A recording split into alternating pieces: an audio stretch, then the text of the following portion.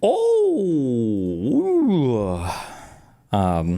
yeah, it's kind of crazy that I think the Zohan guy announced that for Christmas normally they do like a big show at Central Park. They said they're only going to be playing Shaheeds now, and everybody has to wear, I think, burqas.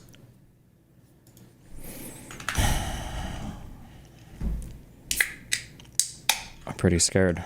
Look at the Christians are losing the war on Christmas. Not good. Did you hear he's putting a niqab on the Statue of Liberty? Wait, can I get a picture of that? Muslim Statue of Liberty. Couldn't I ask like ChatGPT to make me one of these, or did you hold NVIDIA? You're up big.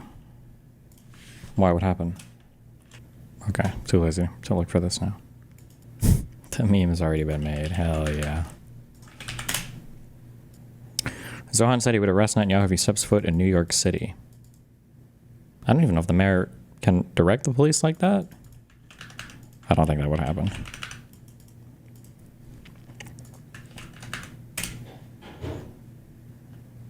It's really important that if we're going to ask voters to give us the power to add new government functions, we have to prove that government can function in the first place. Exactly. And reporting out this book with Ezra was really interesting. And I'll be honest, it's sometimes almost blackpilling. Like, it did not make me a libertarian. I'm still a proud liberal. I believe in an aggressive, muscular government.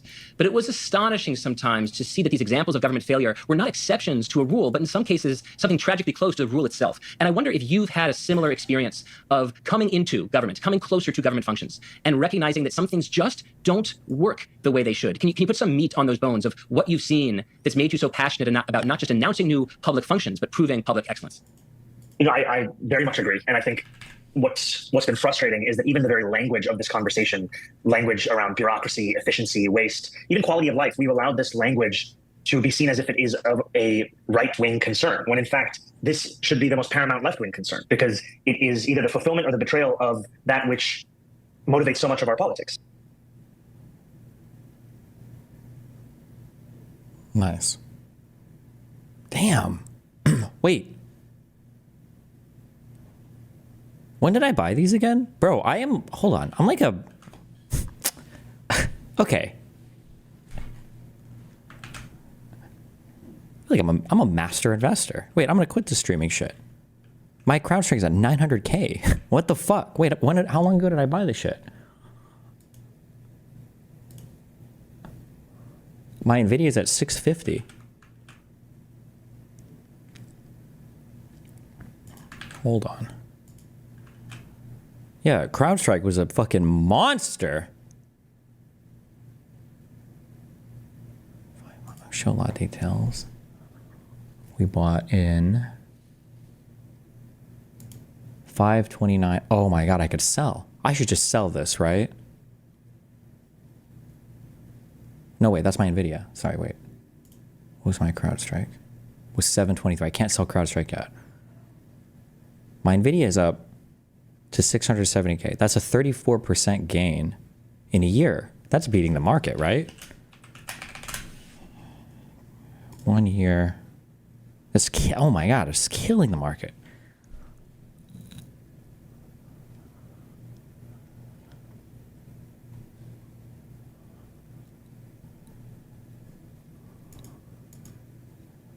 What do you think about United Health? Maybe a similar play to CrowdStrike? No, that's if you invest based on retard vibes. Healthcare and shit, those companies don't make any fucking money, okay? That shit is way, way, way too regulated by the government. Fuck that. It's like investing in airlines.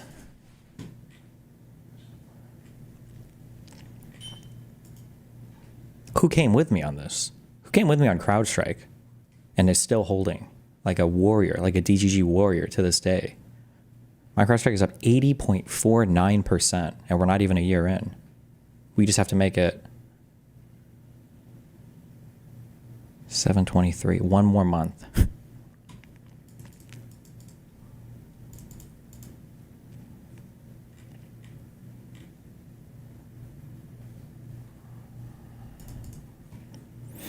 I never sold Meta when you originally bought it. That's got to be up pretty big, right? I think.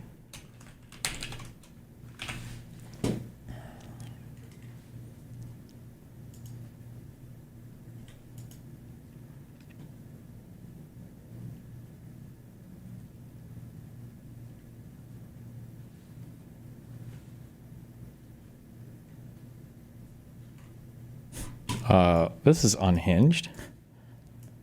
Effective immediately, all individuals applying for an F, M, or J non-immigrant visa are requested to adjust the privacy settings on all their social media accounts to public to facilitate vetting necessary to establish their identity and admissibility to the United States under U.S. law. The fuck?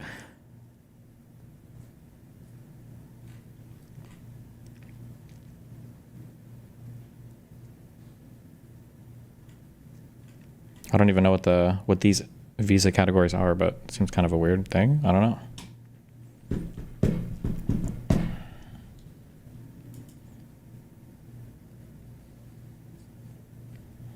You always had to give them links to your socials for these visas? Oh, that might be the case. I'm not sure. Yeah.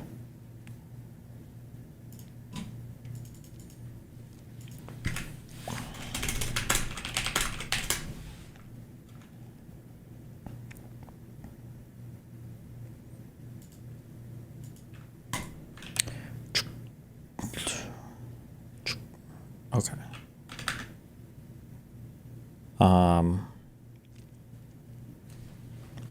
Okay. Hypothetical, all right? It's a little fucked up, but I don't remember if this was in my Benny Morris convo or if we saw him say this somewhere else. But one of the comments that Benny Morris made was, as sad as it is, if Israel would have just genocided the Palestinians, nobody would be talking about it today. It would just be over and nobody would care. But the big fuck up on the Israeli part was just, I guess, like expelling them or having them all flee instead of killing all of them, which is a little bit unhinged. I only decided to like dip into this because Turkey is so important to the history of the region, right? The head of the Ottoman Empire and everything else. Turkey's a NATO ally. I feel like Turkey basically did that, but with like multiple ethnic groups.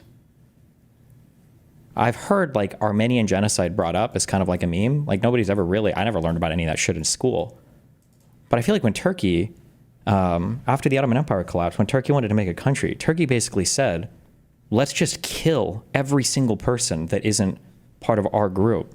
And then we're going to make our own kind of like ethno-state country explicitly. And then they like did that for like millions of people. The Armenians and the Greeks being the two largest crowds of people. Holy fuck. It's a lot of fucking people. Like a lot of people, like millions of people for the Armenians. And then I think over 1 million, I think for the Greek expulsions. And then nobody actually really gives a fuck. Nobody really cares. I don't know. I don't think Turkey actually acknowledges it as any like genocidal war crime or anything. I think it's only like 30 some countries. It's actually wild. I feel like it's especially wild because so many people on the left are like racist towards me because my parents are from Cuba. But the history of Turkey is, and by history, I mean like around the World War I era when the Ottoman Empire goes away and everything, and they have their little war for independence and all that. Jesus.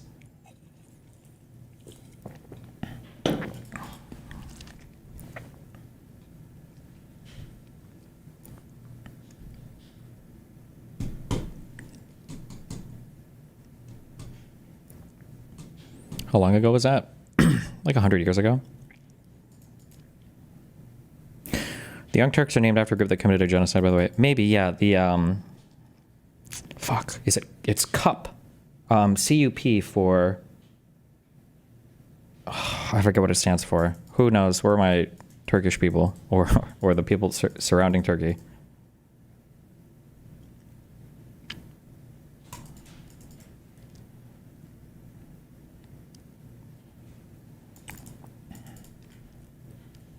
Okay, just kidding. Nobody knows. That's good.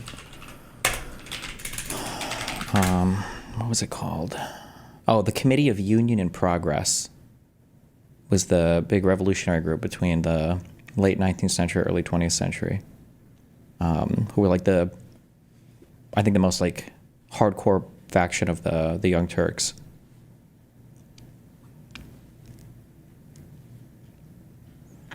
It's literally the anime meme of kill the pups so dogs don't come back to bite you. Damn. They also have an occupation of Cyprus? Yeah, I've heard that they have half the island. I just don't know anything about it. But I've heard that a lot before, yeah.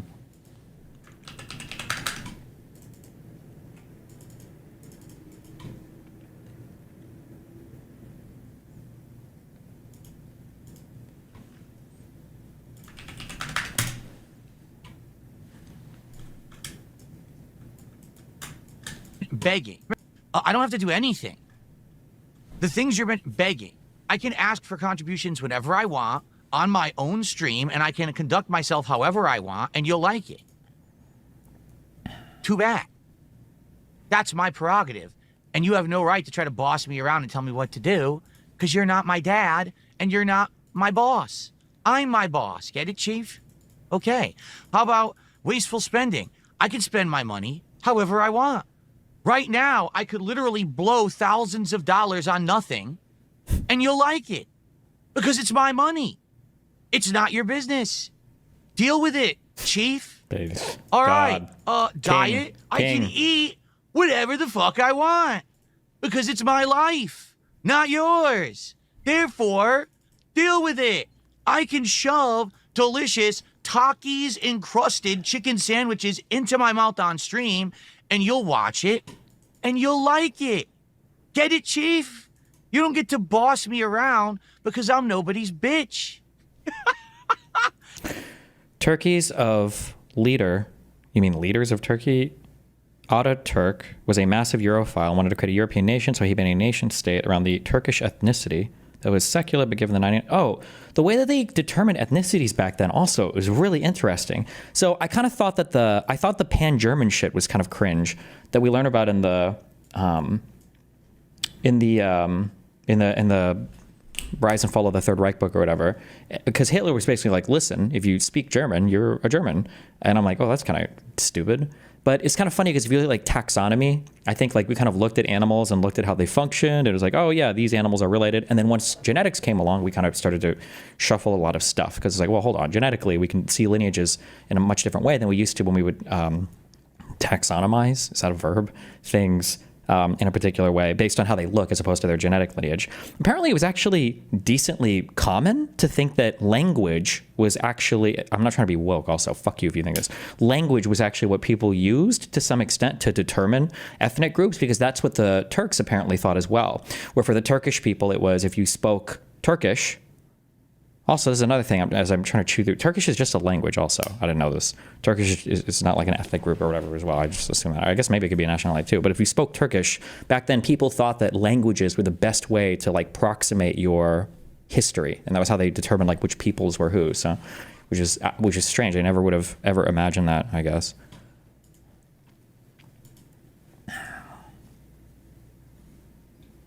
Destiny avoiding CK3 so hard it's crazy. What is CK3? Clit Commander 3? I have no idea.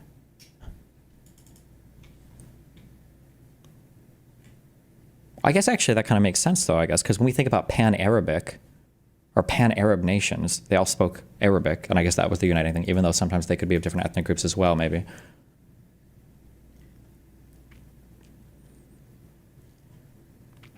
Yeah, Turkic, I think, is the group of people. But I think that's much broader, or that's not necessarily Turkish people. Turkic is is an ethnic group, but there could be a lot of different things. I don't know. Like, I only dipped into the Armenian genocide shit because it came up over the Iran stuff. I was reading a lot on my trip. I don't think, it seems like basically nothing happened in Persia in World War I. Like, that people found oil there, so I think like Russia and Britain, and for a while the German Empire, but then they died because they suck, kind of like divided it up and were fighting over kind of halves of it. But basically, not like fuck all kind of happened, I guess, other than people kind of chopping up territory and trying to figure shit out. There's one agreement, I think, that I want to read about that is probably important. What was it called? It's not the Russo-British Persia. That doesn't make any sense. I'm just saying the three words. There was some agreement that they made.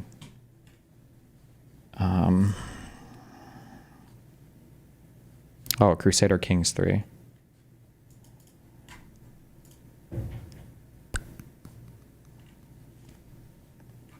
But it seems kind of relevant. Someday I'll look it up. Don't care. Oh, actually, it's probably in here somewhere. Oh, the Anglo-Russian Convention is what I was thinking of.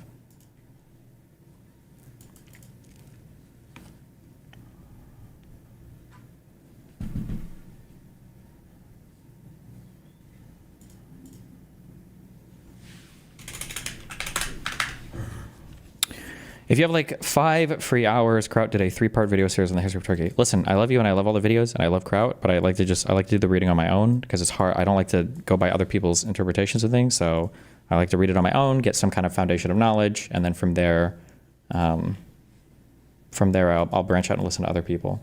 Like technically even the wiki is a little bit biased. It's funny because for Israel and the history of Israel, there's a lot of sourcing and there's a lot of fighting back and forth on the history, obviously, because the history is of great concern to a lot of people.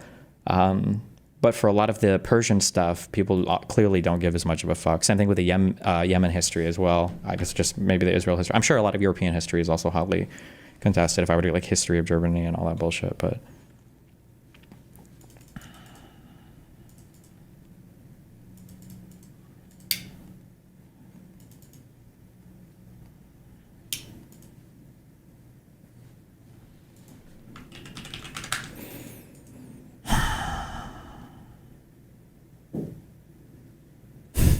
Jesus, the new Congressional Library. There's 43 pages of debate on the Holocaust Wiki article. They tried to move it again. Nice. Holy fuck. This is a picture of the classified documents in one of the bathrooms at Mar-a-Lago. Just Brandon was just curious if you responded to a certain subreddit post. Wait, what? Frick.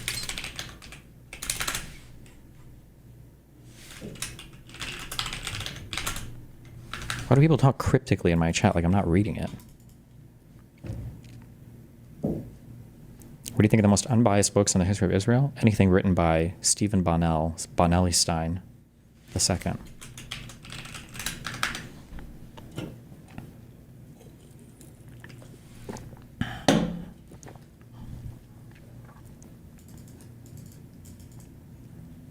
I keep hearing the claim of you calling Pisco a communist. No, I don't think Pisco's a communist. I just feel like there's a lot of weird political partisan stuff that is going on with that group. So I just don't want to be involved in it or try to figure it out or waste any brain power on it. Apparently the Zohan, I should learn his name. I don't actually know. I'm not trying to, is it Zoran? It's not Zoran. Is it Zoran Mamdani?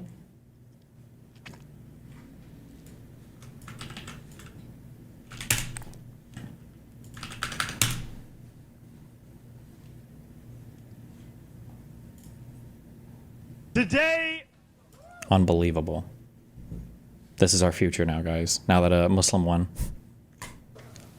8 months after launching this campaign, Left ear only. with the vision of a city that every New Yorker could afford. I still want to know the chain of like custody on these videos. Like everything today records 2-channel audio. Like what are you recording on where this even happens? I'm so curious. Just kidding, actually. I know exactly what happened. Because they're recording on a real microphone. This goes to a mixer. It's single-channel audio. And they just dump the audio very crudely onto some device, not realizing this is just one channel. And then they just upload it with a video, I guess. I don't know. We have won.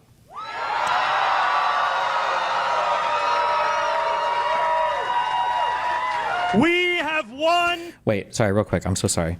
Somebody said the Ottoman Empire banned slavery after Cuba banned slavery. Wouldn't be surprised if Hassan's family owned slaves. Other Arab countries banned slavery much later. I don't like to talk about slavery because I'm white, and that's a very proud part of our. I'm just kidding. I see you in the court docs. You should be very careful when you talk about slavery because slavery means very different things to very different groups of people. Just always be aware of that.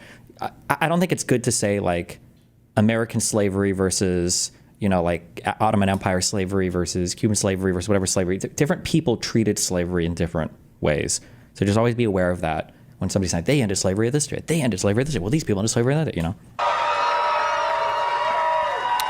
Somebody said Arab slavery was much worse. There were different, I don't even know if I would even strictly compare them. There were aspects of American slavery that were uniquely crazy horrible. And there were aspects of other types of slavery that were horrible as well. Like if you're talking about like the Arab stuff where they would like castrate the little boys sometimes and keep them as other people, like that's pretty fucked.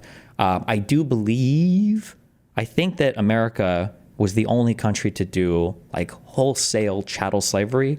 Like when you're born black, you're a slave, you will grow up, have a family, they will all be slaves, and then you will die a slave, and then they will do like that form of slavery. I think was uniquely American, which is kind of crazy because nobody else, I don't think, like people had other forms of like indentured servitude or like being taken as a slave after a war you would lose.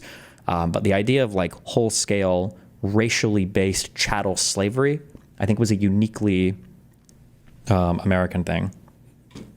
Also, I know enough history now to always know that statements like this are never true, okay? At Destiny, the Greek expulsions happened after Greece invaded Turkey to annex the Greek majority parts of the country into Greece.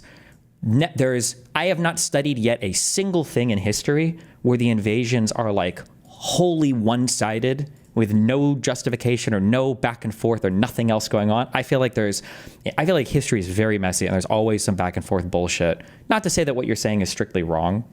I'm not into the history of Turkey yet, so this might be a true statement, but be careful with stuff like that. Okay, sorry.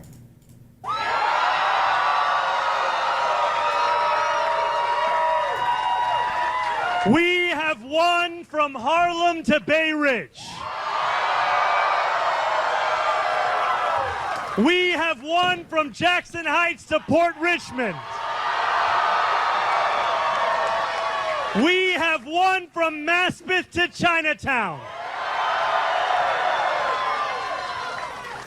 We have won because New Yorkers have stood up for a city they can afford. A city where they can do more than just struggle. The craziest thing for this is, this is 13 hours ago, so I don't know if this includes it. This morning, he was saying that in New York, they were going to legalize rape for Jewish people? What the fuck? I was like, seriously? But he said it was only for the ones living in Brooklyn. So I was like, okay, I guess, but I'm just kidding. One where those who toil in the night. Also, listen, okay? As tempting as it is sometimes, okay? It's fun to be unhinged about everybody. We looked up on stream the globalize the intifada thing. I heard this over and over again, and until I looked it up, my assumption was that he said we need to globalize the intifada. I don't believe he ever said that. I think people were asking him about, like, would you defend that statement or something, or how do you feel about it? And then he did the bullshit pro-pally meandering thing. But I don't think it was him saying, like, we need to globalize the intifada. That's whenever time I read, like, headlines or when I read people saying this, that's what I was led to believe. And I don't believe that was ever the case. Night can enjoy the fruits of their labor in the day. Where hard work is repaid with a stable life. Yeah, we watched it. It was on the Bulwark where Tim Miller asked him about it. Yeah. Where 8 hours on the factory floor or behind the wheel of a cab is enough to pay the mortgage. It is enough to keep the lights on. It is enough to send your kid to school. Where rent-stabilized apartments are actually stabilized. Where buses are fast and free. I'm probably the most pro-pally person in the chat, but his statement on October 8th was kind of bad. Listen, okay? October 8th is like old battle.net chat logs, okay? We don't look at that. We don't think about that, okay? Where childcare doesn't cost more than CUNY. And where public safety keeps us truly safe. So what's your take on Zoran, right? He seems to have said a lot of cringe around 2020. American Troll is retarded, but some of his more recent comments trying to appeal to neo shit libs like us seems good. He supports single stair housing reform, easier to build housing on smaller lots, expansion buildings. I mean, like, my take on this is basically going to be the same as any further left candidate. Like, MAGA has a huge problem with authoritarian rule right now. We haven't seen that with any left-leaning people. So the idea of him trying to rule like a dictator, I don't think can happen. So if there's like a crazy far left policy, I would say the same thing about him as I did about Kamala Harris. I just don't think it'll come to pass. Like I was never ever, for a microsecond, I was never ever worried about Kamala or Biden doing like a wealth tax, because it would be a disaster. And I know it's never going to happen. Like I know that as soon as they would even float the idea, every advisor that would be like, hey, this is actually fucking retarded. And they're like, oh shit, okay, we'll just stop talking about that. So I doubt that like this guy is going to fucking destroy New York with far leftist policies, you know? As far as like boosted rent control and shit, like in my opinion, all of those types of, or like the government grocery stores, in my opinion, those policies are dog shit. I think they're horrible, and I think they would only make things worse. But there's two things that can happen, okay? So there's three things that can happen. One is he just doesn't get the support in the government to do it. Two is that he does it, and then he, it's a fucking miserable failure. And then you're like, okay, well, look, at least we know this shit doesn't work. Or three, he does it, and it actually ends up being somewhat successful, and then that's just more data, right? I used to think that UBI was kind of like a dog shit concept, but I feel like most of the data that's come out about UBI and places that have tried, I think most of the data is actually pretty positive. Like it doesn't fully disincentivize people from ever working, and they don't ever get jobs, and they just sit at home all day and smoke weed. That apparently wasn't the outcome, I think, in any of the places where they tested UBI. So, personally, I think most of the policy stuff is further to the left. Of me, but I mean, it's just more data or information to collect to see what happens. Worst case scenario, government wastes a little bit of money for a while, you try something, you see it doesn't work, and then you move on to the next thing. Rent control is obviously retarded. What's your argument against the public stores thing? Just the government getting involved in setting like strict price controls is always very scary, because you can kill a lot of your businesses very quickly, or kill entire sectors of the economy very quickly like that. So you have to be careful. But again, it's just New York, so.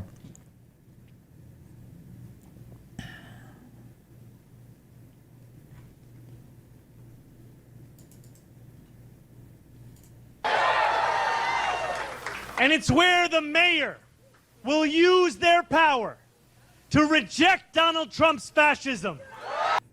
At what point does authoritarians cross the line of which lethal resistance is justified? In the United States, never.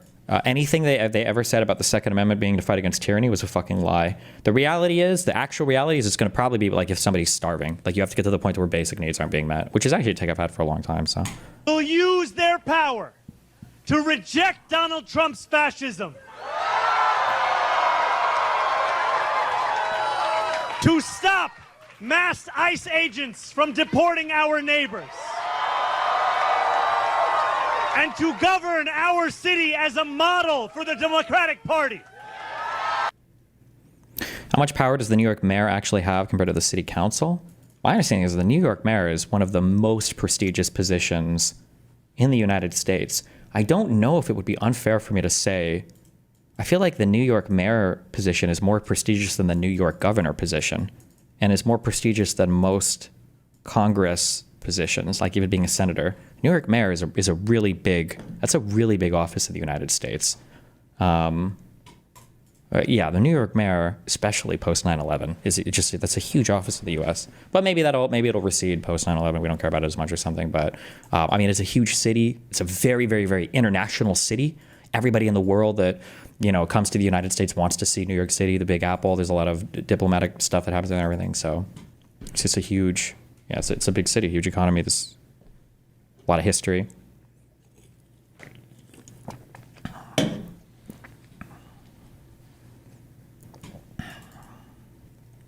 Anyone that self-identifies as socialist, even democratic socialist, concerns me. I mean, it should. It's pretty cringe. But, I mean, hey, listen, he won his election. I think it's foregone at this point, right? The Dems need to learn how to campaign, I think, better. Running Cuomo was a choice. What was I'm sorry, I need to stop saying this. What was Zoran's position on the Luigi killing? I don't know, and don't make me look it up, because he's probably gonna think it was based, even though that's like an obviously super crazy cringe thing. You think progressives will be less incentive to vote for Dems now that they've seen one of their candidates win? Yes, remember, the far left progressives and the socialist communists, no matter what, are not part of the party, okay? If Cuomo would have won, all of them would be baby raging right now and would be saying like, oh no, like I'm not gonna vote, or I'm gonna protest vote, or fuck this, none of it matters. Since their candidate won, they're gonna vote in the generals for him. But I mean, you just have to phase them out. Just don't listen to them. Don't listen to them. New York City would be the 12th largest economy in the world if it were a country. That's crazy. I heard that your mom would be the 140th largest country in the world if she were a country. Because of how fat she is. Do you think the words socialist and capitalist have different meanings between Gen Z and Gen X? Kind of, but it's gotten really cringe because Gen X and above, socialist and communist, were like the Soviets. It was like whatever that meant. And then like Gen X to millennial-ish, like in that time era, communist and socialist just became people who want to do things with the government. Like Obama was called a communist and socialist all the fucking time. And then I guess maybe as a result of that or other factors, Gen Z started to be like, oh, socialism is actually cool, you know, because we want socialized healthcare. But then now a lot of the young people, at least online, want to be actually socialist. Not just the government does stuff, but like we abolish capital. So who knows?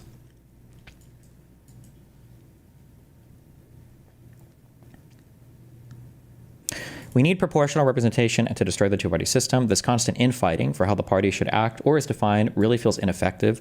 No, people just need to keep their eye on the prize. People need to keep their eye on the prize. And you just have to, everybody needs to be on the same page for that. My guess is going to be, I haven't dug a lot into the policies of either because I'm not in New York. My guess is going to be, I would have preferred Cuomo, probably, or some like establishment Dem, because those are just the type of people I like over the Zoran guy. But if I lived in New York City, I'm showing up all day to vote for Zoran. I'm never considering ever any MAGA alternative. It's not even remotely close to that. You should be able to brutal as fuck infight when it comes to primaries, because that's what primaries are for. But then once the primary's over, then you say, okay, fighting's over, off to the general. We kind of used to do that, right? I think Hillary campaigned for Obama. That was a very brutal primary. Whew. That was Hillary's election. It was literally, for all the coronation memes, that was it. And then Obama was a fucking nobody, a literal WHO Michael Lowell. He came out of nowhere. And then all of a sudden, Hillary lost that primary, and it was insane. Same thing with Trump. Everybody hated Trump in the Republican primary. He was making fun of people's wives and calling people retarded and shit. Not retarded, but basically. And then and they all came out, and then they endorsed and phone bank, right? There's the videos of Cruz phone banking for Trump afterwards as well. Adams and Cuomo may both run as independents in the general.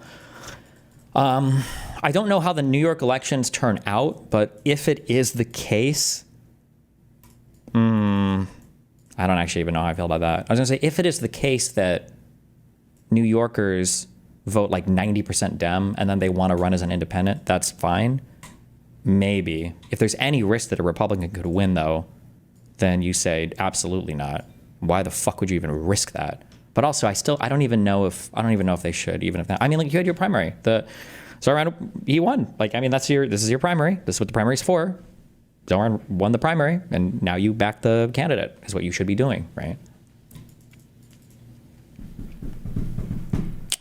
I'm not Jewish, but ever since October 7th happened and seeing anti-Jew behavior online and stuff like the Washington shooting, I feel like Jews have a legit reason to be afraid. Do you think Zoran would enable more extremists on the far left? I want to support him, but I'm a little hesitant. I don't know if he would enable them. I doubt he's going to do much to curb them, though. I think if you're a Jew, I think anti-Semitism should be a pretty spooky thing right now for you. The George Floyd thing had the entire country, protesting and rioting for months, and like we're having like Jewish people assassinated now in the United States by clearly anti-Semitic and now pro-Palestinian driven people, and actually nobody gives a fuck.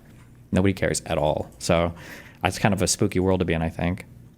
And you have a lot of anti-Semitism now on the left, and the right has a good foundation for anti-Semitism.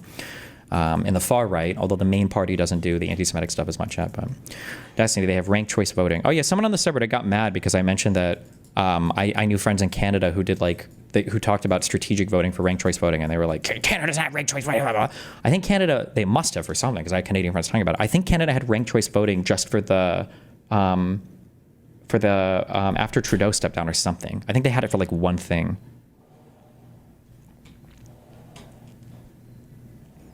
LOL, Destiny trying so hard to stay middle on this one. How long could you have ever watched my stream where you would think I would try to stay in the middle on literally anything? I don't know why you would ever think that. Yes. sometimes I wake up and I think, how can I make the broadest, There's a lot of things that make New York City special. the broadest For me, amount of people happy? Given credit for. As far as Article 5, look, Oh, my left ear again. when I came here, Should blacks be concerned about black fatigue rhetoric popping up? What does black fatigue mean again? Do you think anti-Semitism is going to be a threat to secular goy-passing Jews or people with partial Jewish blood? I don't know how people identify Jews or not. I'm not sure. Is it just by last name? I needed to spend more time in my edgy racial phase because I'm really bad at, some people have like the ethnic radars and shit. Melina was really good at that, but not because she was a Nazi, but because she was European, I think. Europeans see the different white races way better than I think Americans on average can, and definitely me. So. I came here because it was something I'm supposed to be doing, but I left here a little bit differently. I said, I watched the heads of these countries get up, and Eric Adams versus Zoran in the general. If you had to vote in this election, who are you backing? It's just like not even remotely a close consideration. Like I would post date a ballot in case I got murdered to vote for anybody over Eric Adams, basically. love and the heads of these countries get up, and the love and the passion that they showed for their country was unbelievable. I've never seen quite anything like it. They want to protect their country, and they need the United States. And without the United States, it's not going to be the same. And you can ask Mark, or you can ask any of the people that were there. It was really moving to see it. They love their country. They were so respectful of me because I'm the head of the United States. And I made, the King of Saudi Arabia, when I was in the Middle East. So I was in Qatar for a different reason, not a reason to get shot at. We were in there for economic development reasons, Qatar, UAE, and Saudi Arabia. All three leaders of those countries, and we took back $5.1 trillion into the United States. All three leaders said, you're presiding over the hottest country in the world. The United States right now is the hottest country. Everybody wants to be there. Everybody. Also, not sure if you saw, but the Bronx really did not support Zoran. Do you think Adams has a shot to beat him in the election, or is he cooked? I don't know. Not sure, actually. I don't know what the racial breakdown is of New York for who supports who or whatever. But I'm pretty sure Zoran was carried primarily by like wealthy white college and wealthy white suburb voters. But I mean, not suburb. I shouldn't say suburb. But that's what I saw posted online, unless that was a meme. But that's also not surprising. Remember, like the socialist views and all that. As much as people try to say like Malcolm X was a socialist and black people actually love socialism, it's a very white college kid flavored thing. Not to say whether it's good or bad. That sounds bad. But. Everybody wants a piece of it. He said a year ago, your country was dead. You had a deadhead running it. You had a country that was dead, and it was dead. You had people pouring through the borders. You had inflation. You had everything. He said, you've made it in 5 months at that time. You've made it the hottest country. This is the hottest country in the world. The United States right now is the hottest country in the world. And when I was around that table, it was a nice group of people. Zoran did better with men and Cuomo with women for some reason. I don't know if we went over this stream or not. I don't want to speak out on the Cuomo stuff because I haven't researched it too much. But from what I read of the Cuomo stuff, the quote-unquote 12, 15 sexual harassment things or whatever, it kind of seemed a little memey. Maybe there was really bad stuff in there that I just didn't see, but it seemed kind of like old person harassment, like called, like was saying like a girl was hot or commented on her breast or whatever while he was in office. And a lot of these like were over the past like 20 years or something. Not to say that it's acceptable or good, or obviously you shouldn't do that, but it felt like when I first read about all that stuff, my assumption for a long time was that he like fucking was like touching on, like 10 or 15 different women, was like trying to finger fuck them or something. But it kind of seemed a little memey. But maybe some of them in there, like I'm being serious. I haven't looked into these, so maybe some of them were really bad. I'm not sure. Many of whom I knew from previous, when I saw the passion they had for the country, almost everyone, and you probably have the tapes, it was very public, but almost every one of them said, thank God for the United States. Without the United States, they couldn't really have NATO. It wouldn't work. It wouldn't work. It will in the future because now they're paying much more money, but it wouldn't work. It was great. Oh shit, are people figuring out how to appeal to Trump? It's just a matter of how do you play the leader now? having a bunch of people going up to Trump and being like, we can't do this. It's impossible without the might and glory of the United States. It's been so important for our past. Like, you guys are just so great and amazing. There's no way we can survive without you. Like, is the way to appeal to his narcissistic side. Jesus, I wonder if there's a world where Ukraine starts like building like Trump launchers for some of their missiles, and they start like labeling shit that way or something. I wonder if Trump would feel differently about Ukraine. And I left here differently. I left here saying that these people really love their countries. It's not a ripoff, and we're here to help them protect their country. Okay, we'll do one or two more. Thank you, Mr. President. Yeah. A question on Spain. Are you satisfied with today? Oh, I think Spain's terrible what they've done. No, I do. They're the only... Yeah, and the NATO summit was in the Netherlands, and the Trump whisperer has shown how to do it. Things like every paragraph needs to contain a reference to Trump. Yeah, wait, what was the text message from the calling him daddy or whatever? What was the context of this? Today. Oh, I think Spain's terrible what they've done. No, I do. They're the only country that won't pay the full up. They want to stay at 2%. I think it's terrible. And, you know, they're doing very well. The economy is very well. And that economy could be blown right out of the water with something bad happening. You know, Spain is the only country that... Are you from Spain? Yeah. Good, congratulations. So about to say some retarded You're the only shit. country that is not paying. I don't know what the problem is. I think it's too bad. Wait, what? So we'll make it up. You know what we're going to do? We're negotiating with Spain on a trade deal. We're going to make them pay twice as much. And I'm actually serious about that. We're going to make Spain... I like Spain. I have so many people from Spain that it's a great place and they're great people. But Spain is the only country out of all of the countries that refuses to pay. And, you know... Oh, they didn't agree to the 5% thing? There has to be a Donald Trump manipulation handbook that's being passed around in global political spaces by now? Probably, yeah. So they want a little bit of a free ride. But NATO head is the best. Just copy of NATO's Mark Rutte's text message to Donald Trump. Mr. President, dear Donald, is this the guy that we saw speaking to Trump, who is supposed to be the Trump whisperer? Mr. President, dear Donald. Yes, okay, yeah. That guy was, oh my God, it's so pathetic. But watching him, in case you forgot. Oh my God. I wonder if it hurts for him to do this. Oh, 6 hours ago. Oh, so he was at this thing as well. Fuck, is there the older video? Before, I don't know how to do date formats for the before thing. Before 2025, 06, 01. There's no way that'll work.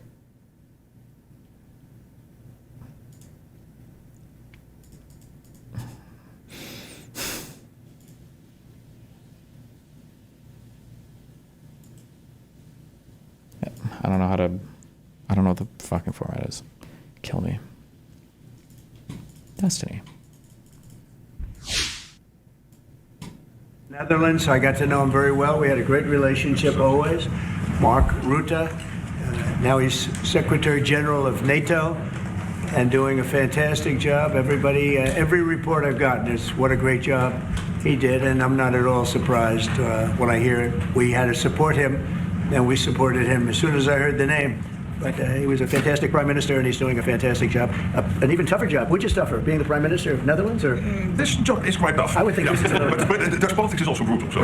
But this is pretty tough. Yeah. You're doing good. About trade and various other things, and I think we'll have a very, very strong day. We're going to have lunch afterwards. That'll go, and then we'll see you all later. But Mark, would you like to say something? Yeah. But first of all, thank you so much, Mr. President, dear Donald, again for hosting me, and but also for taking time in Florida a couple of weeks after you were re-elected. That's right. And of course, our phone call a couple of weeks ago, and I must say, Trump 45. With all due respect, Bibi is the Trump whisperer. I know that this is like literally, just because I'm such a contrarian, this is the most unpopular position to have because pro and anti-Israelis hate me for saying it. But Israel captivated the West because of their story, and both Israel and anti-Israel people severely overestimate Israel's ability to do propaganda or communicate with anybody. I don't know if Jews just can't talk to non-Jewish people or whatever, but no. Netanyahu is not the Trump whisperer. Trump just came in loving Israel. I don't think Netanyahu is very good at finagling American leaders at all. If anything, it should be evidenced by Trump lashing out on him on fucking social media so much. The audio being only in one ear is due to a standard in TV news. Voiceover audio goes on A1 and background noise on A2, usually gets flattened for air. Wow. You basically, you originated the fact that in Europe, we are now spending, when you take it to aggregate, 700 billion more on defense than when you came in office in 2016, 2017. But that was Trump 45. But when you look at Trump 47, what happened the last couple of weeks is really staggering. The Europeans committing to a package of 800 billion defense spending. The Germans now, potentially up to $500 billion extra in defense spending. And then, of course, you had Keir Starmer here, the British Prime Minister, and others, all committing to much higher defense spending. We're not there. We need to do more. But I really want to work together with you in a run-up to the Hague Summit to make sure that we will have a NATO which is really reinvigorated under your leadership. And we are getting there. We also discuss defense production because we need to produce more weaponry. We are not doing enough. And not in the US, not in Europe, and we are lacking behind when you compare to the Russians and the Chinese. And you have a huge defense industrial base. Europeans buying 4 times more here than the other way around, which is good because you have a strong defense industry, but we need to do more there to make sure that we ramp up the production and kill. Wow. Do you think Zelensky doesn't know how to handle Trump or just has too many things stacked against him? Zelensky probably has an issue because Zelensky lives... Like, a lot of people live in a delusional reality right now. Even people that do politics live in a delusional reality. Like, remember, if you're in the West, and this applies to a lot of you fucking retards as well, you guys think that your schools are completely and totally unaffordable, that your healthcare is the worst it's ever been in the entire world, that you can't afford anything as you continue to take loans out for fucking Uber Eats and shit. Like, you guys literally think you live in a hellhole hellscape that politicians have to desperately come out and try to rectify somehow because life is going to shit. So that's what everybody in the West thinks. And then Zelensky is literally watching his country being torn apart, like in an actual existential war where they've lost 20% of the territory of the country to a debatably genocidal maniac who is trying to rebuild an old empire. So for Zelensky to step out of his world and then to come to the West and speak the language of the West, I imagine it's probably incredibly challenging because he's going from about as real as the world gets to the fantastic Westland delusional place that we live right now. And yeah, I imagine it's probably very difficult for him to make the transition. But also, that meeting was poised against him regardless. Like, I think he went into that meeting with everybody against him already, Trump and Vance for sure. So, oh, sorry. Anyway, this guy was funny, but this guy can butter Trump's biscuit. This was his text message to Trump. Mr. President, dear Donald, congratulations and thank you for your decisive action in Iran. That was truly extraordinary and something no one else dared to do. It makes us all safer. You are flying into another big success in The Hague this evening. It was not easy, but we've got them all signed onto 5%. Donald, you have driven us to a really, really important moment for America and Europe and the world. You will achieve something no American president in decades could get done. Europe is going to pay in a big way, as they should, and it will be your win. Safe travels and see you at His Majesty's dinner. Mark Rutte. Jesus. At Destiny, as someone who is no longer Muslim but comes from a Muslim family, I appreciate the tweet you made defending Zohran from Charlie Kirk. While I dislike the tenets of Islam and it should be criticized, I feel, at least on Twitter, a lot of hate is directed towards Muslims and not Islam. I don't know if my tweet is necessarily defending Zohran. It's more Charlie Kirk has no fucking place to ever criticize anybody for some religious shit. And I think that attacking people based on their religion in the United States is one of the most anti-American things I think a person can do. So fuck Charlie Kirk. And fuck him and fuck the weird theocratic Christianity extremist bullshit that a lot of these guys push as well.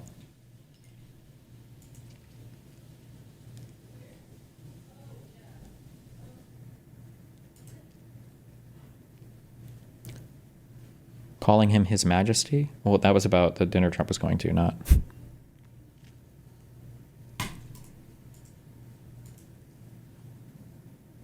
This is also the glazed message template Mike Huckabee used. No, Mike is a religious fucking fanatic. Different thing there. I think Hassan was expecting the all of the profile pieces that he did to launch him into some kind of, like, to get him more access, I think, to mainstream political people. So it's been funny, or mainstream people in general. It's been funny on Twitter. He's like begging to join like everything. You see him with the musicians or the celebrities or everything else. And now he wants to join this. If someone wants to actually serve NY15 and the people in it, instead of the apartheid state of Israel, I will be there to help you win. I will knock on doors with you. Let me know. At Dem Socialists. He's such a cringe fuck to do this after Zoran wins the primary. Like, he's such a fucking scum fuck opportunist. Ugh. But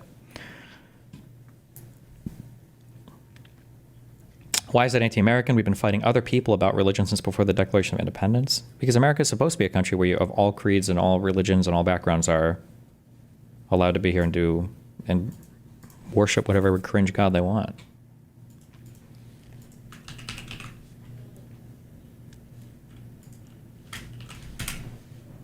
Regurgitated. They're like, oh yes, the rent freeze. What? It's like, bro, you don't have a house. Like, what do you mean a rent freeze terrifies you? Are you a fucking landlord? No. What are you talking about? Did you know that rent freezes were done in the past by other fucking mayors in New York? No, you don't know anything. You just fucking heard someone on TV say, this is terrifying and it will cause a capital flight. And you're just regurgitating that because you're a fucking baboon, okay? Okay.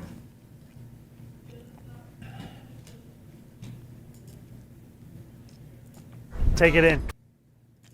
Somebody linked ads that this guy did.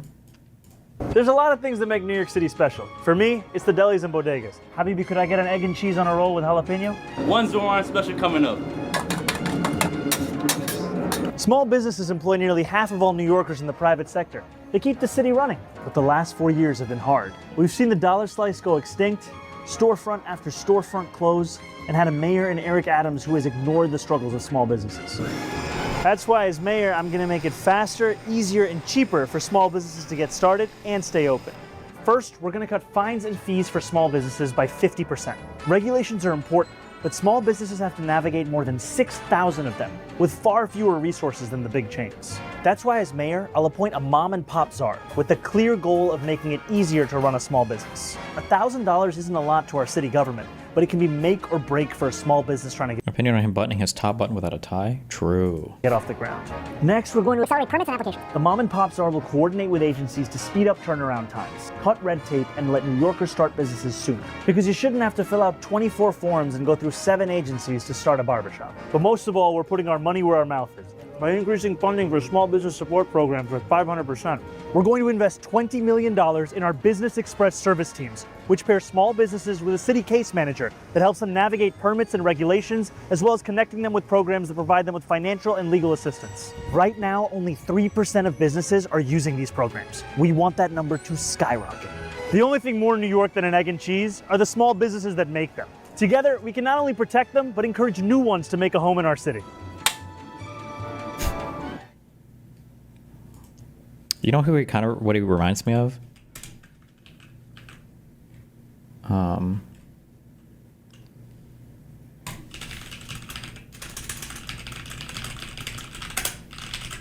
probably only saying this because I just watched this movie.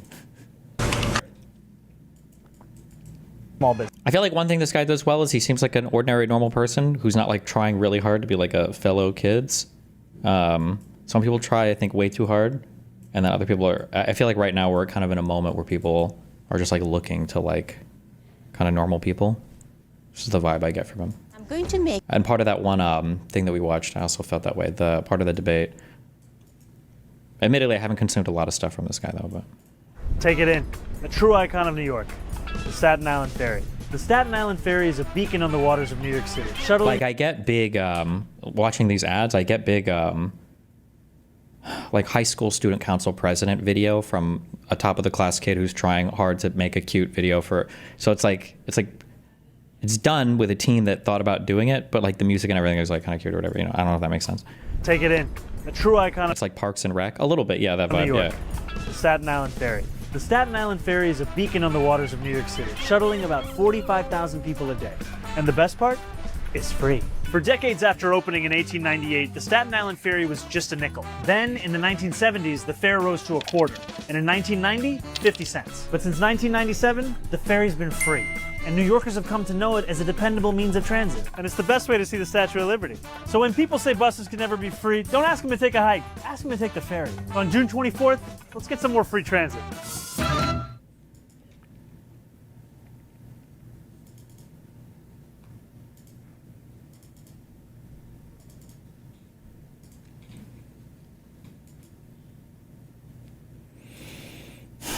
What is this? Rap video.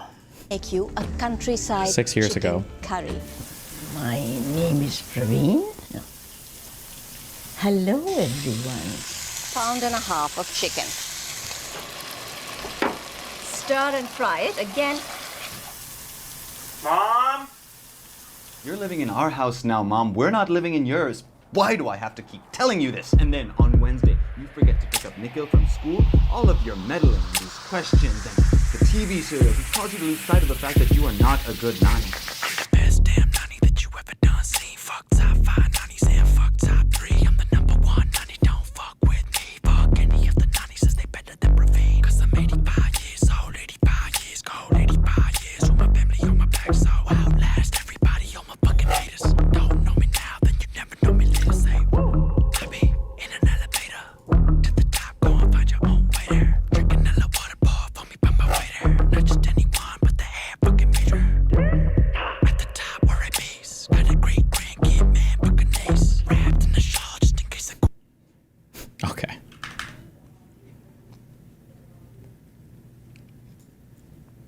What was this? This is October 8th post. My statement in the last 36 hours across Israel and Palestine.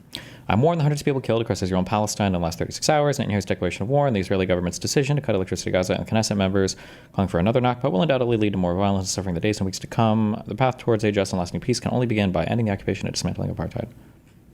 Sure, it's kind of cringe. Could be worse, though. Could be a lot worse. It's a little cringe, but it could be a lot worse. All right.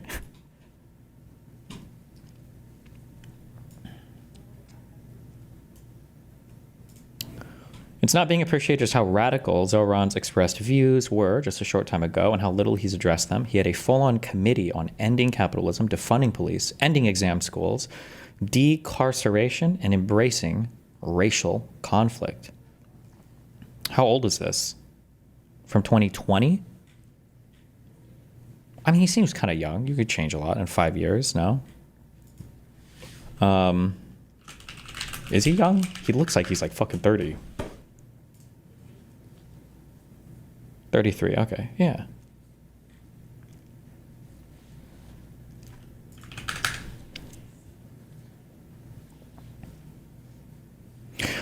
One thing that I don't believe is true, I've never seen this work successfully, is people who pretend that candidates can like run on like stealth views and that they'll all come out after they take office. If somebody's running on one set of views and you're accusing them of secretly harboring another set of views, if they were to try to exercise the secret set of views once they're in office, they would lose all their popular support and no one would support them anymore. So this is what he said 5 years ago and this is what he's about, you know. I don't ever buy that.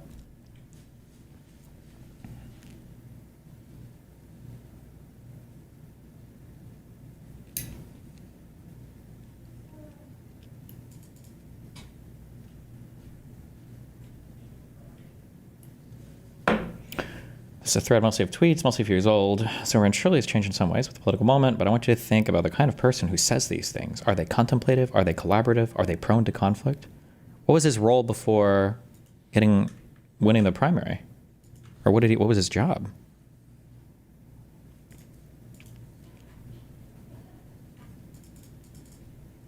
He was in the New York State Assembly.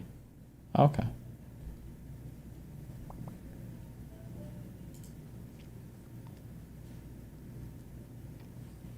Since 2021.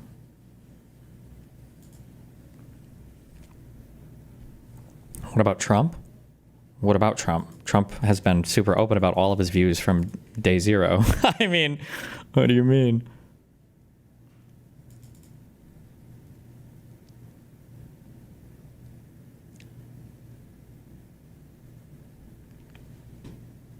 Project 2025? What about it? Trump has openly said all of these things forever. I don't think there was anything surprising that happened for any of that.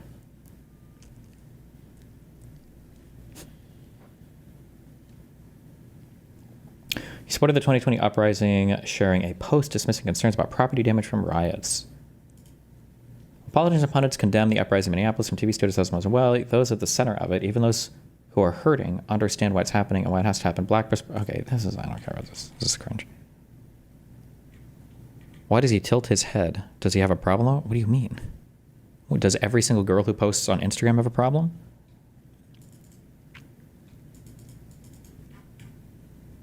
Has he, though? Wasn't he distancing himself from Project 2025?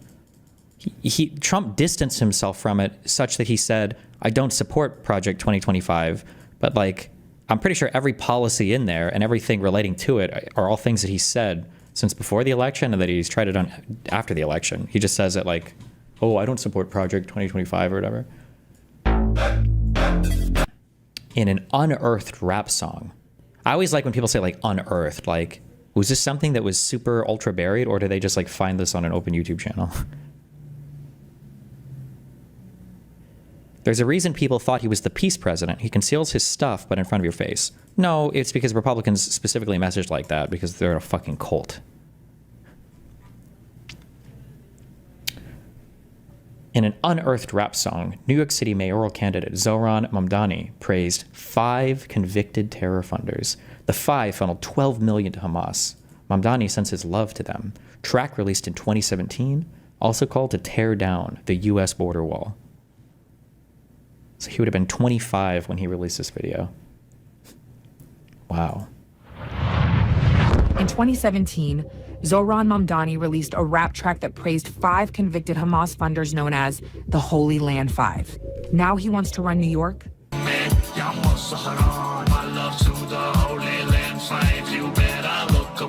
Mamdani says, look him up. So we did. Wow. These 5 men were convicted of funneling over $12 million to Hamas, oh, shit. a U.S.-designated terrorist organization responsible for the murder, rape, and kidnapping of civilians, including Americans. Damn. Mamdani sent his... I like how you have to have that in there to make Americans give a fuck. For the murder, rape, and kidnapping of civilians.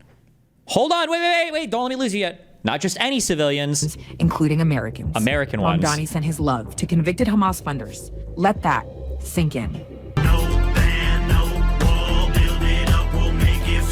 Mamdani says, no wall will make it fall. That's an open door for criminals and chaos. Zohran Mamdani stands with convicted terrorist funders and wants open borders. This is New York City, not a sanctuary for terrorists. Zohran Mamdani, unfit, un-American, unthinkable. Jeez.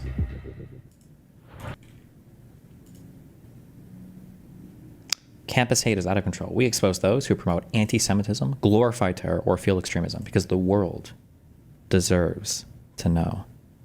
Jesus.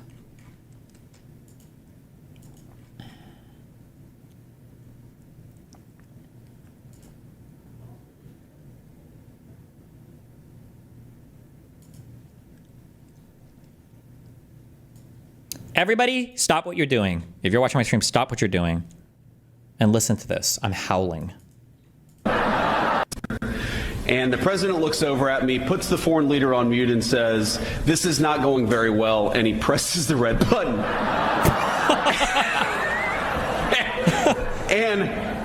My eyes get really big, and I'm like, Mr. President, you know, what just happened? And he looks at me and he goes, nuclear. Nuclear. And 2 minutes later, a guy walks in with a Diet Coke, and he looks back at me and he says, it wasn't nuclear, it's just the Diet Coke button. And that's...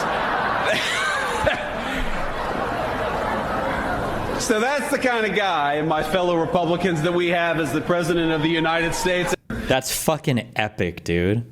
Okay, wait, which Hassan laugh is better?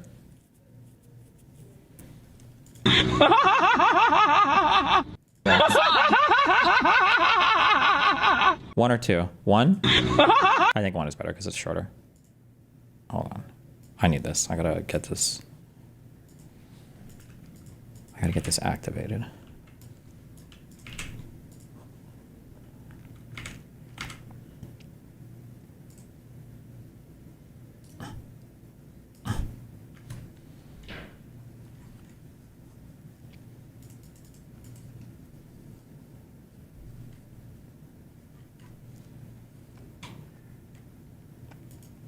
I think this hot sauce might be illegal. Now. Wait, do I care about this yet? Hold on.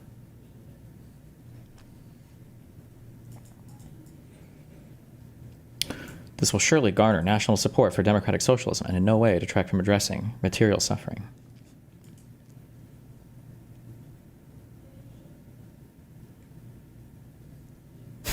What is this? Okay.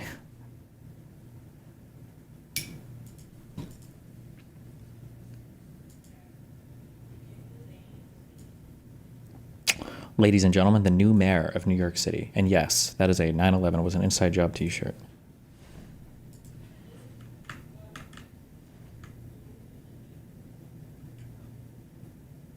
Is it? This is not a 9/11 inside job shirt. It is literally a shirt titled, Internet Welcome to the Web of Misinformation. That faux browser window is a reference to misinformation spread about 9/11. Oh, nice. So the guy literally did the thing the shirt is accusing him of. Internet paradise. Welcome to the World Wide Web of disinformation. Jet fuel melt steel beams. The funny thing is I wonder if Hassan is wearing it ironically, which was like a double, triple meta.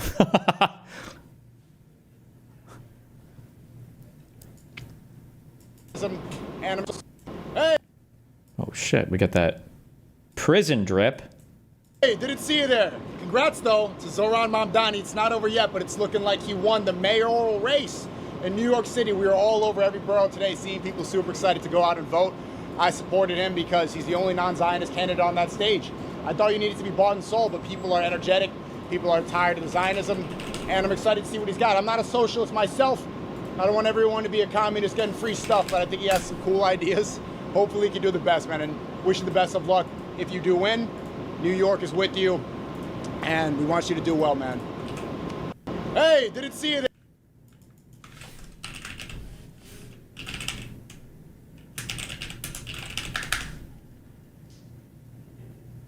Based?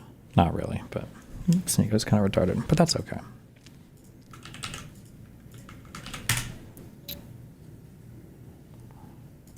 This. Okay. I push 2. The audio's not very clean on it. Maybe I'll switch it on in the future. Okay. I need that though,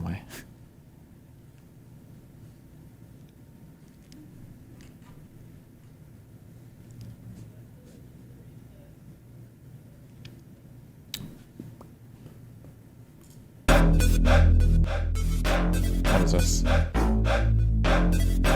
How prolific was this guy's rap career? What the fuck? 9 years ago. People like it, Basaja Balaba. Asasi, Mardadi, Fisasi, Kanda Milani, Tegutu, Fisasi. Too much beauty, you don't need a trace. Bring it up, yo, Jibunana. Hiluzaidi, Jabanana. His mom is a really big filmmaker. Colbert interview.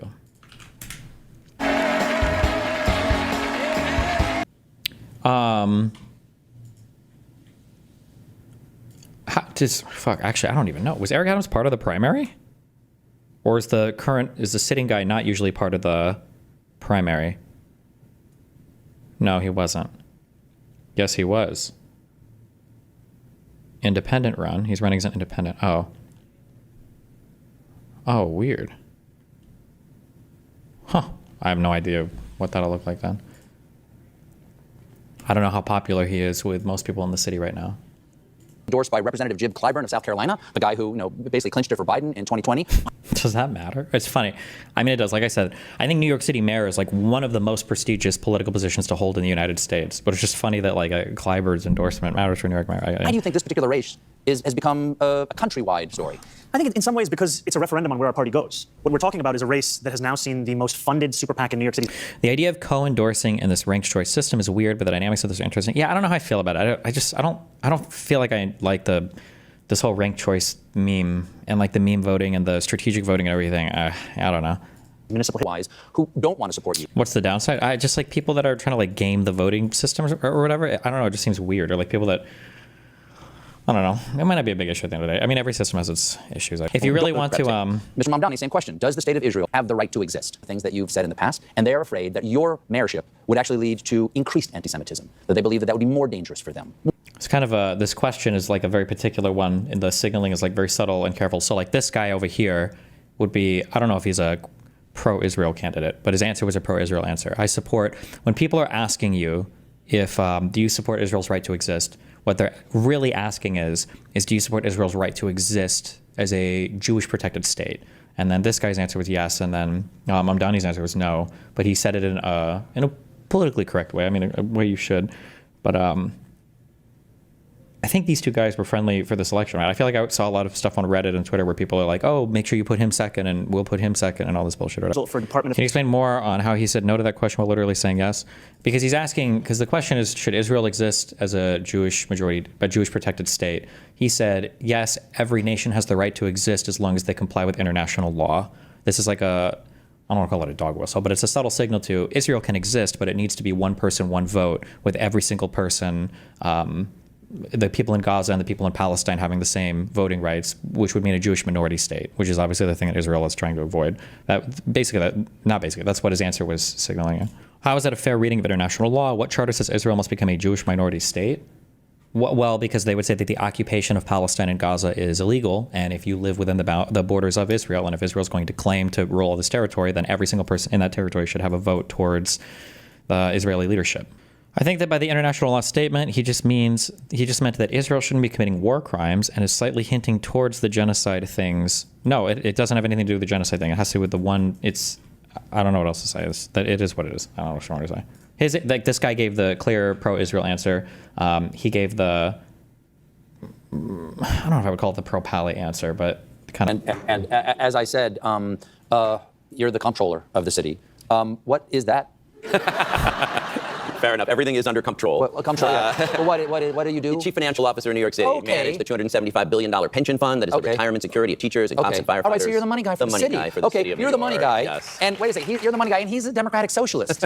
You're a socialist endorsing the money guy, and the money guy's endorsing the socialist guy. Why, does socialism not scare you? Because socialism scares a lot of people. I mean, look, I am a proud progressive, and I think that's in the tradition of New York City. I mean, this is an incredible city. Generates so much creativity and energy and wealth, and the job of city government and of the money guy is to invest in the public goods that keep that thriving going, and then share opportunities so much better. And that's what our schools are, and our parks are, and our libraries are. That's what we're paying for with all those dollars, and that's the city we love. I think what Brad has also shown by being the money guy is holding people accountable. Right? One of the main reasons that we know that Elon Musk took $80 million out of the city budget was because that was something that Brad discovered.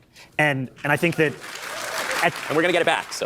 And at the core of this is about actual accountability, because what we have is a federal administration in Washington that is authoritarian in its actions and its vision, and we deserve leadership here in New York City that is actually an alternative to it, not something that looks like a mirror image of it. Well, I want to talk about that. I want to get back to what happened down at the court.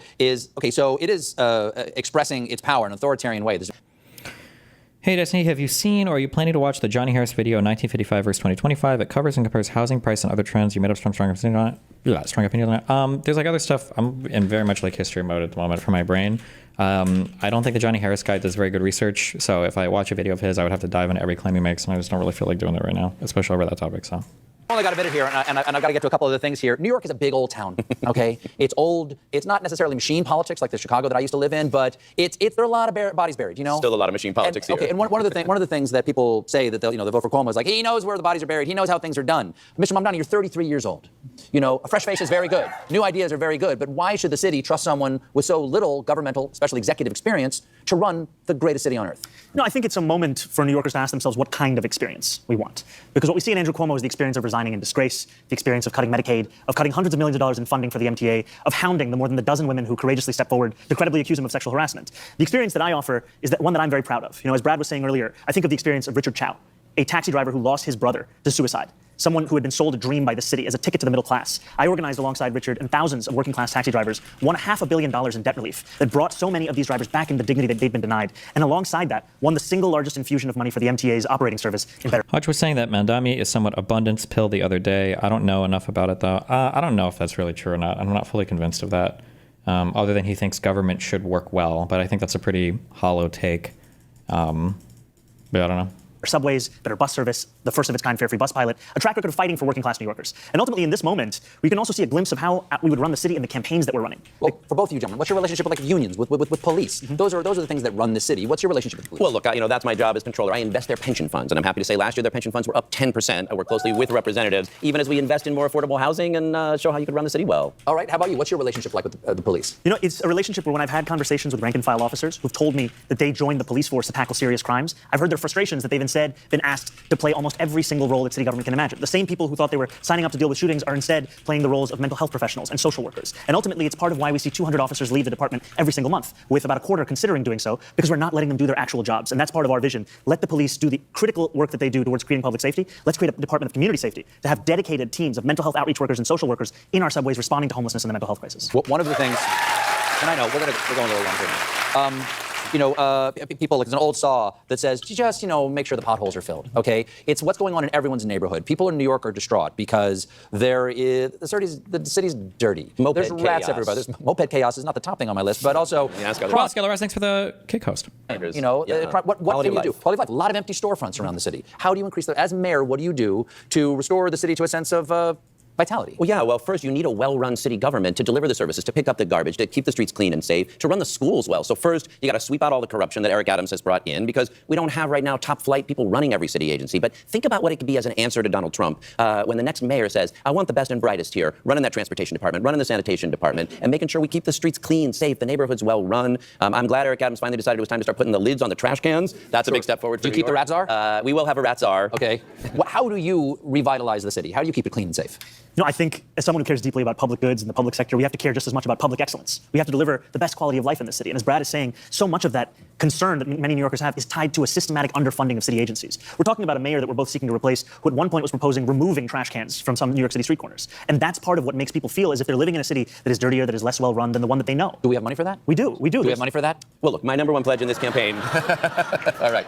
I'm glad you asked. Yes. My number one pledge in this campaign is to end street homelessness for people with serious mental illness. We don't have to be a city that has a couple thousand of our mentally ill neighbors. You know what's expensive? Our hospitals and jail will actually save money even as we make our city safer.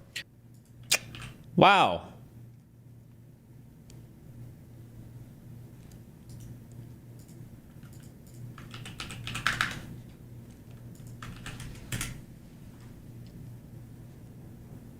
What is the split between Republicans and Democrats in New York City? Oof. I actually wonder if Cuomo would win if he ran as an independent, because I imagine there are going to be votes that he can sweep up from the Democratic side, and I know Republicans and shit, Muslim New York City mayor, that's like a fucking hellscape nightmare to them. I wonder if Republicans would vote for Cuomo.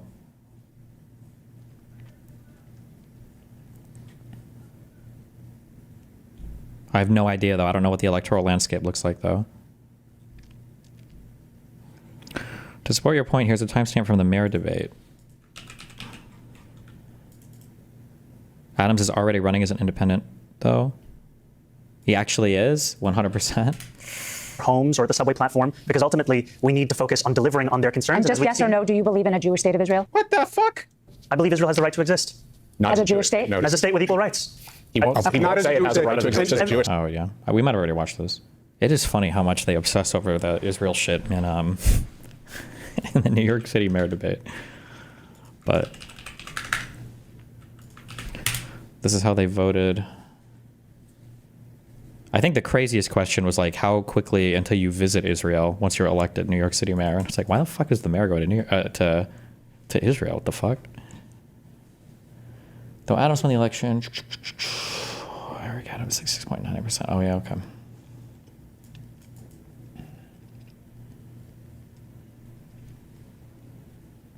Damn. That could be. Oh, plus Adams too, though, right? Has Adams is running, of course. Oh, never mind. No, wait, there's no way that Cuomo would win. Because him and Adams are going to be splitting against each other, right?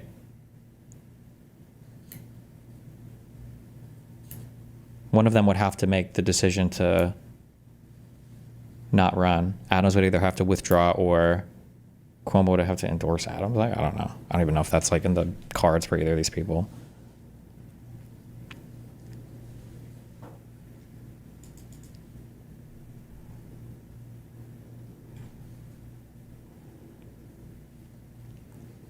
He wouldn't even run. This was embarrassing enough for him. Oh, I thought people were saying he already declared that he was running as an independent, so.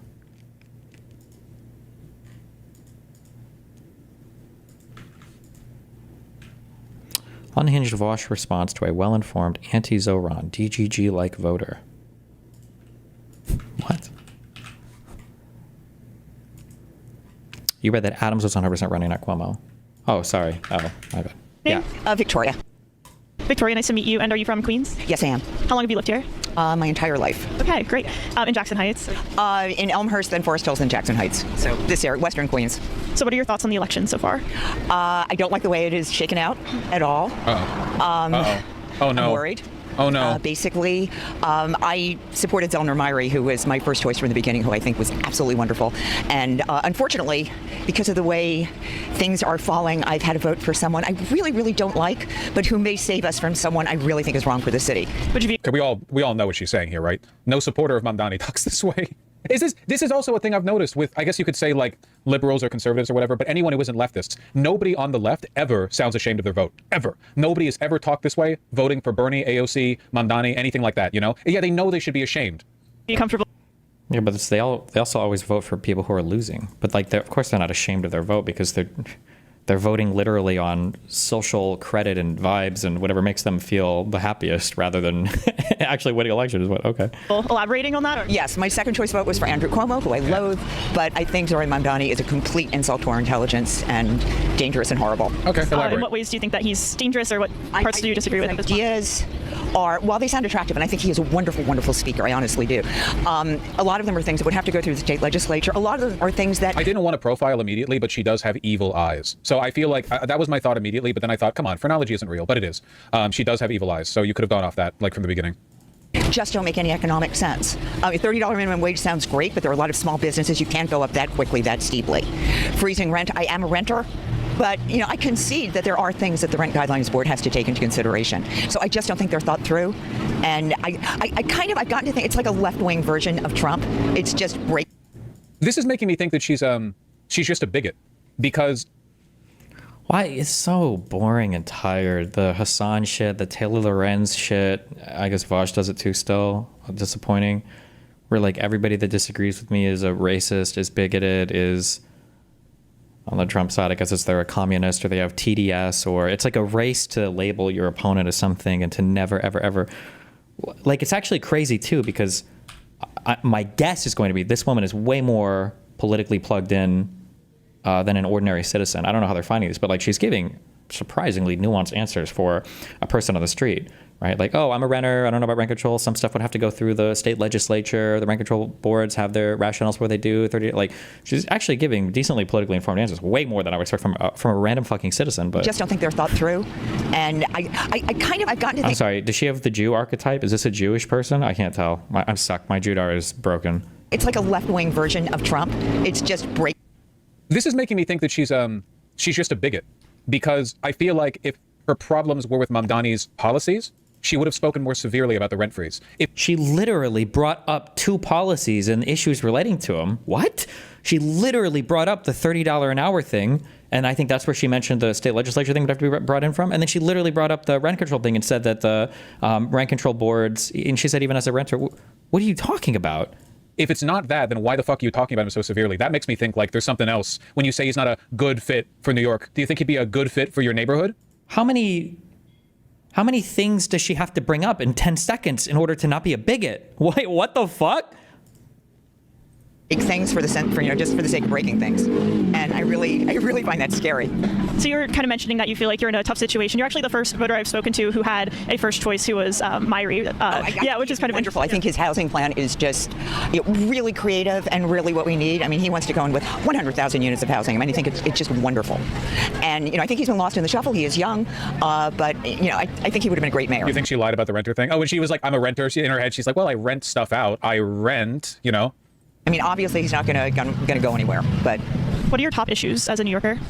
Cost of living, healthcare, housing. Yeah, this makes me wonder if it's just a raw bigotry thing. Because again, the vitriol with which she answered, when otherwise it seems like... Vitriol? When she's like, I really don't like this other kid. Okay, I mean, I guess, maybe. Yeah, I don't know. I would say. So in terms of housing, would you like to see like more housing being built? What are some changes that you would like to see?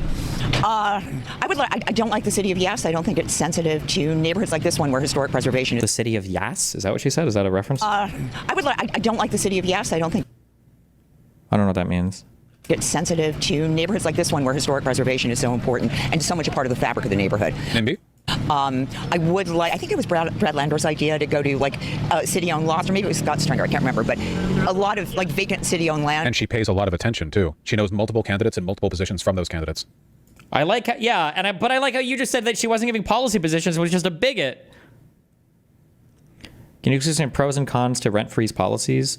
Rent freeze is considered bad because it causes people to consume inappropriate levels of housing rather than to sort themselves out in a more financially reasonable way. It encourages overconsumption. If you are in a certain property and you have a rent frozen property, you're highly incentivized to stay there and not move, when moving might be better for a variety of reasons otherwise. It disincentivizes renovation or units sometimes being created in the city if people know that, or purchases of units or whatever. People won't buy stuff or invest in stuff if they know there's not going to be able to recover any rents on it. And it makes it harder for people outside the city to ever afford or be able to move into the city because the number of unrent controlled units are oftentimes much more strictly controlled, or there's a smaller supply, I should say, so the prices on those tend to be even higher because there's more people competing over lesser stuff. The pros on the rent control side is that if you have a rent controlled unit, then you obviously, there's a huge surplus of value there for you because you are able to own and consume something at a much higher, that has a much higher value than what you're paying for it, basically. And start building there. The idea about building market rate housing in the extra areas around housing projects, I think, is pretty good. So, I mean, we do need more housing, but I think it has to be done sensitively. I really do. And I really like the plan. And this I know is Landers, borrowed from other places where you, on the homeless mentally ill, you get them homes first. You are an interesting one. You're an interesting one. All right. Okay. I like how leftists like literally cannot compute that maybe somebody does want the same end as you. They just don't think your policies are good. Like, remember what I said before, leftists, a lot of people do this, where they plug in the outcome to their policy. And if you're opposed to the policy, it must mean you're opposed to the outcome. Like they can't compute it at all. It's incomprehensible to them. The City of Yes was a legislative proposal in City Council to make it so that more commercial lots can be rezoned for residents and vice versa, and increased regular capacity for housing / legalized some basement tenants, etc. Okay. I appreciate a little mix-up. I'm running out of things to check on the list that aren't "it's a race" thing. You know, it's very strange. And get them off the street, and I think that's great. I really do. And yes, I am also concerned about crime.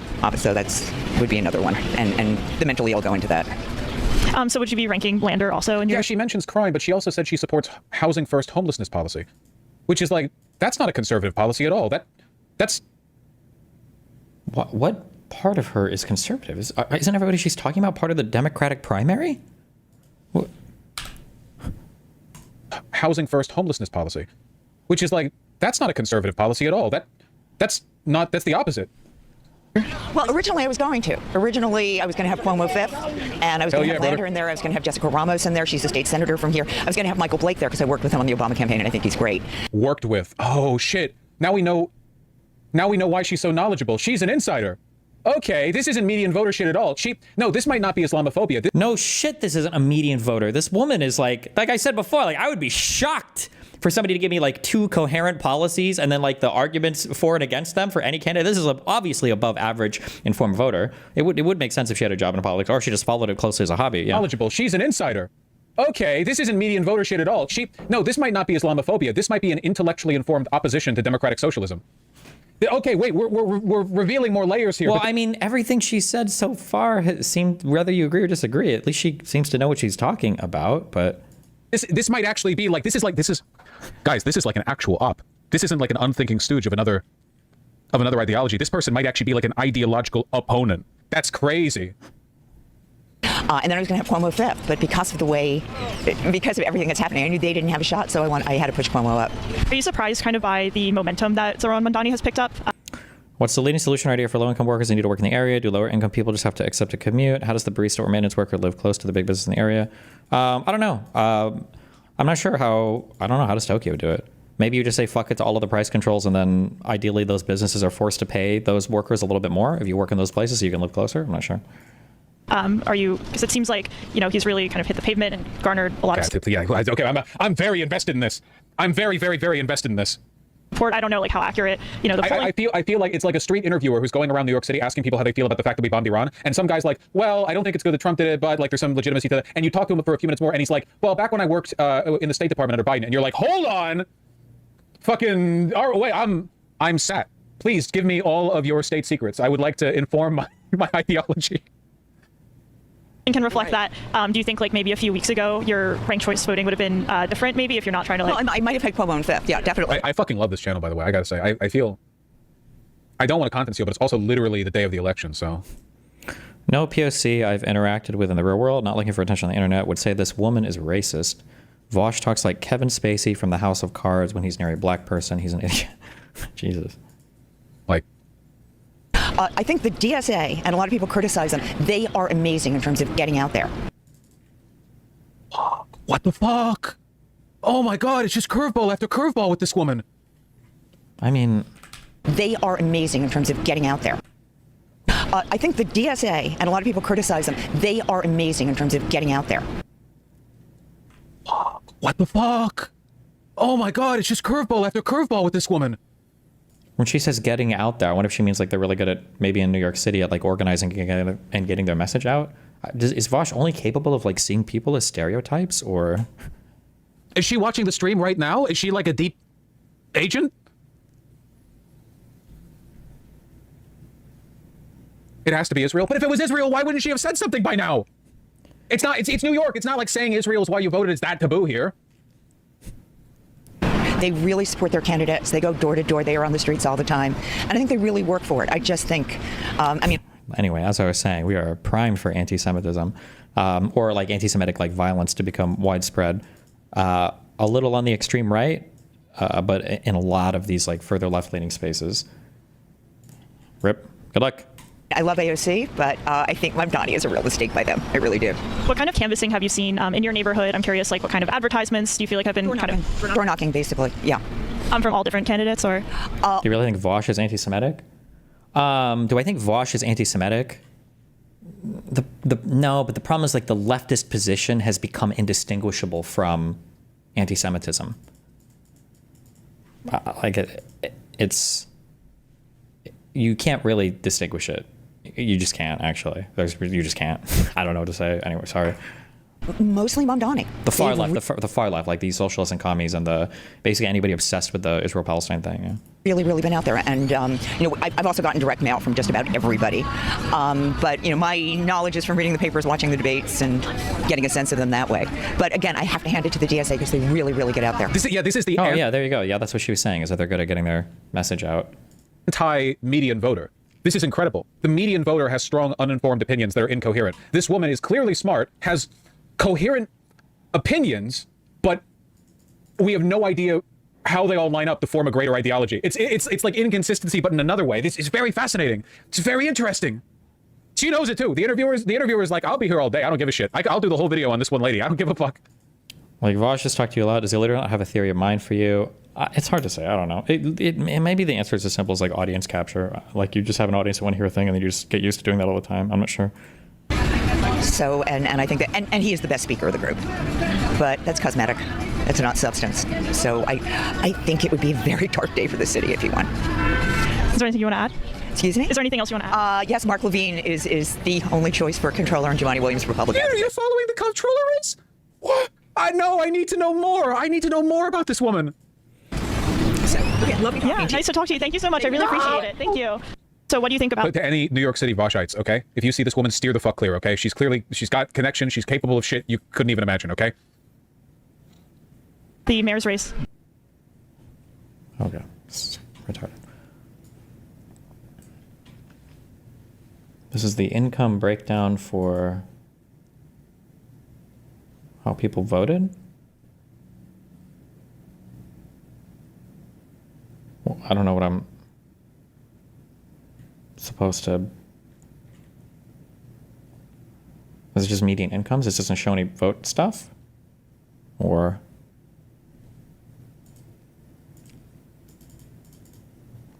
Dude, I'm from Tehran. I've just got internet back after a 2-week shutdown and catching up on your conflict clips. you're spot on as always. Kudos to you, Destiny. Thanks, I think.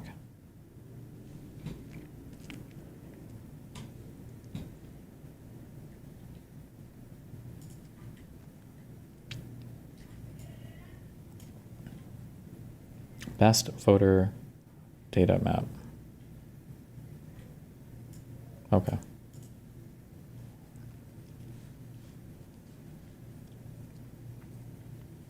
The whites came out.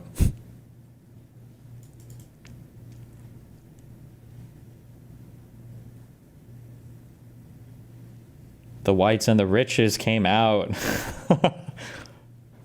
Damn.